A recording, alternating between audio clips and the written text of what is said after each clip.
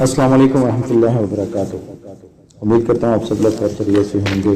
और जिन हमारे दोस्तों ने आज हमारे चैनल को ज्वाइन किया, हमारे चैनल को लाइक और सब्सक्राइब करना ना भूलें और इस वीडियो को आखिर तक देखें ताकि हम लोगों की हौसला हो। तो हमारी मुलाकात अवैस शहीद के वालिद से, उनके एहसास क्या थे लफ्ज़ों में बयान करना मुश्किल है। उन्होंने हमें बताया कि मेरे 3 बेटे और 3 बेटियाँ थीं। अवैस मेरा सबसे बड़ा बेटा था। वो एक काबिल तालिब इल्म था, मेरे से बहुत सी उम्मीदें थी। वो हमारा मुस्तकबिल था। वो हमारे बच्चों के लिए एक मिसाल की मानद था। वो बहुत अच्छे रस्तेगर था। जब वो घर आता तो मैं ऐसे कहती कि अपने हम उम्र दोस्तों के साथ भी वक्त मत गुजारा करो।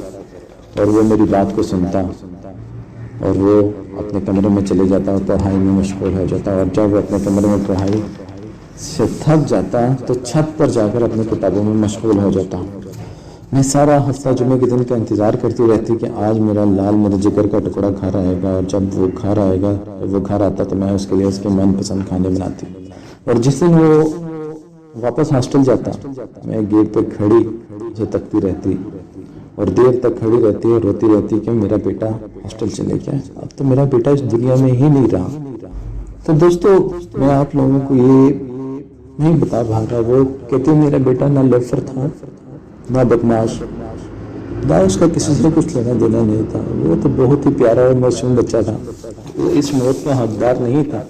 वो कहते कि मैं दुआ करती हूँ कि जिसने मेरे अवैस के साथ ऐसा किया, अल्लाह पाक उसे बहुत ही दर्दनाक मौत अता करे।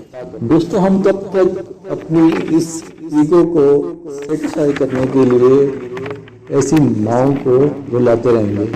कब तक ऐसे अवैस जैसे बच्चे लुक़मा अजल का शिकार होते रहेंगे?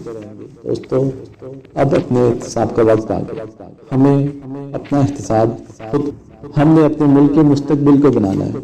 हमें और अवैस जैसे होनहार बच्चों को लुक़मा अजल बनने से बचाना है।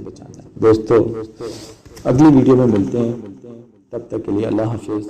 अस्सलाम वालेकुम।